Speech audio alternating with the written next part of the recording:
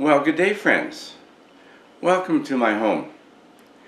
Today we're looking at what I will call a follow-on after revealing my Ancestry DNA test. It's going to be interesting because I have still got lots to learn. Please stand by and I'll get into that. Okay, friends, now first off, you haven't seen or heard from me. I don't know about the rest of you. I have this tradition almost every spring and fall getting a head cold. Sinuses plugged up, headaches, eyes watering, and yeah, sinus drain, congestion up here, it's a pain, right? I hate it. Well, I came down with one of those.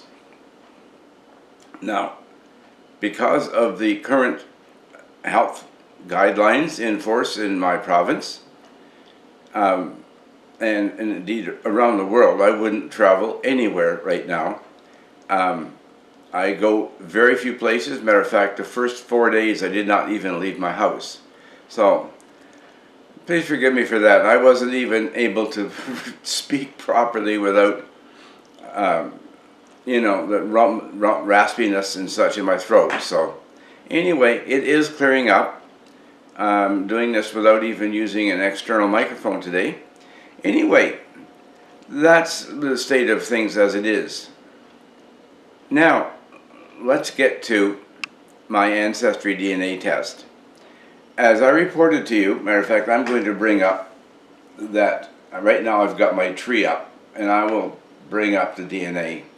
I bought my notebook here on the table, kitchen table. I have saved a number of screenshots on the computer. The problem I've had, I haven't found out where it put them yet. So if one of you knows that, or some of you, where does it put Windows 10 put a screen when you do a screen print? And it definitely does it, and the system pauses while it does it, and that's fine. I wanted to be able to share some things with you. Now, I don't really have any intention of identifying folks on it. Before I do that, if I'm looking at doing that at all, I'd have to get their consent. I'm not a great genealogy wizard or anything like that. I work at it. I've had some problems, and I thought that I was really had my tree ruined. It seemed like I had doubles of a good number of people. Not an encouraging thing, right?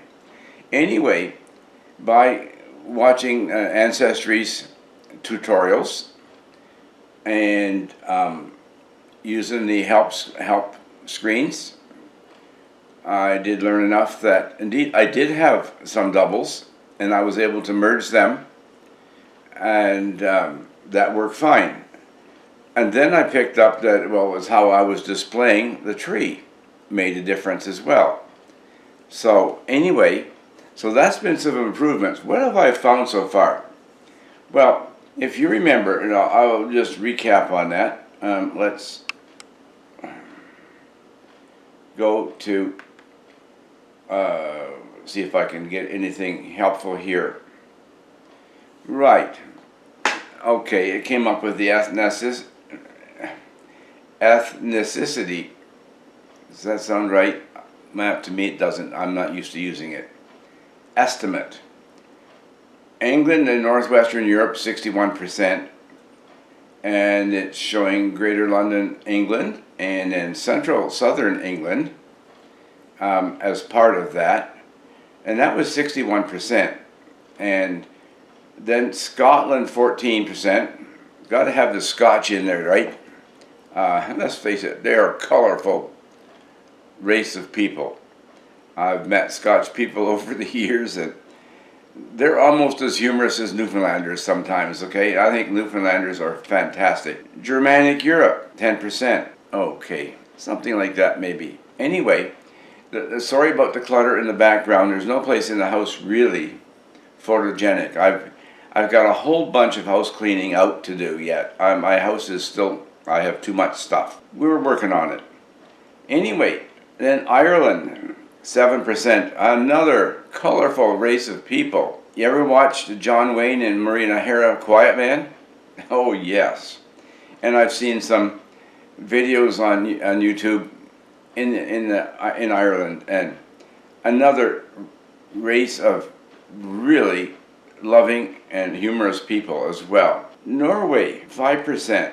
Now, the Vikings, like I said previously, the Vikings visited most of Europe, right? They also visited North America. It was amazing to me to see where they had been in North America. Sweden, only 2%.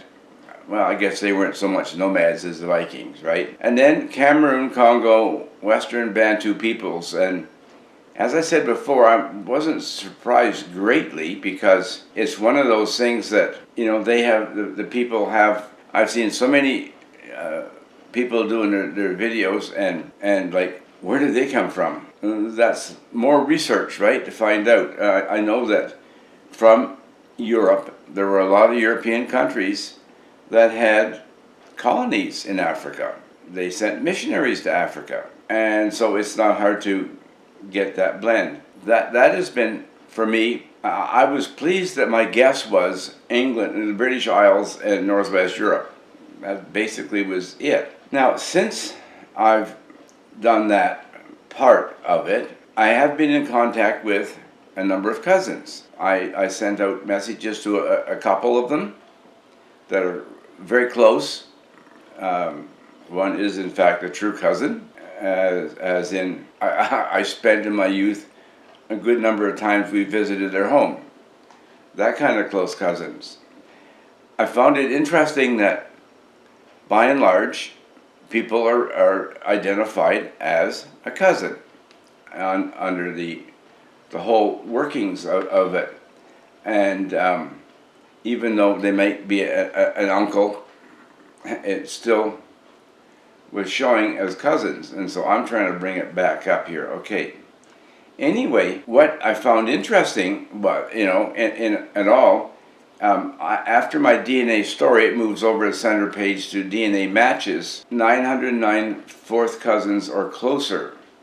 So I thought that was the most that I would have. Not so, because when I viewed all DNA matches, I believe I went to 6 cousins and over 1,100 matches.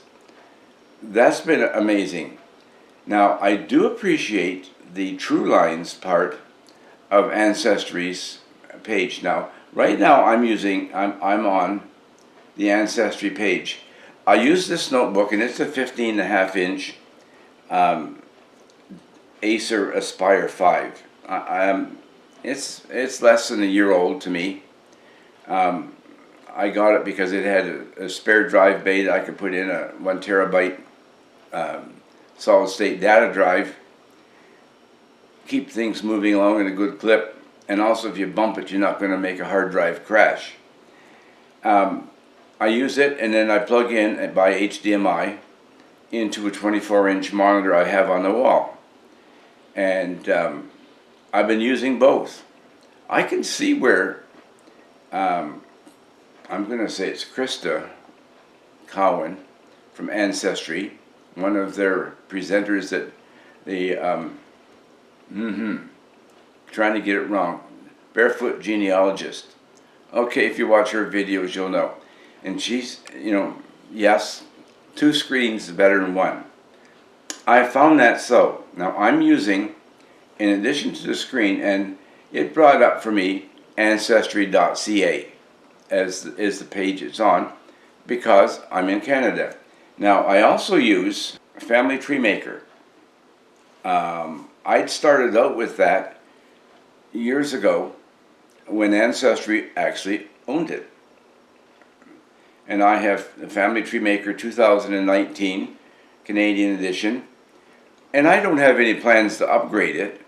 I mean, if they come out with an update for it, okay. It's working fine for me. I found it very helpful.